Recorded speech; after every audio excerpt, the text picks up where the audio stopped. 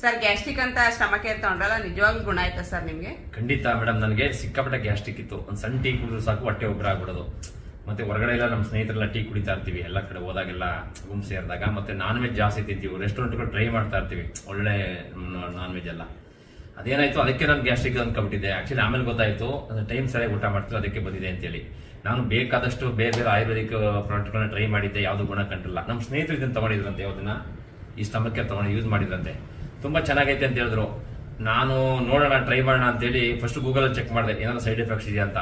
ಇಲ್ಲ ಅಂತ ಗೊತ್ತಾಯ್ತು. ಮತ್ತೆ ಸಂತೋಷ ಹೆಗಡೆ ಅವರು ಇದಾರೆ, ಲೋಕಾಯುಕ್ತರು, ಮಾಜಿ ಲೋಕಾಯುಕ್ತರು, ಅವರೆಲ್ಲ ಲೋಗೋನ ಲಾಂಚ್ ಮಾಡಿ ಇದನ್ನೆಲ್ಲ ಆಶೀರ್ವಾದ ಮಾಡಿ ಪ್ರಾರಂಭ ಮಾಡಿದ ಸಂಸ್ಥೆ ಅಂತ ಗೊತ್ತಾಯ್ತು. ಧೈರ್ಯವಾಗಿ ತಗೊಂಡೆ ಮೇಡಮ್ ಔಷಧಿ.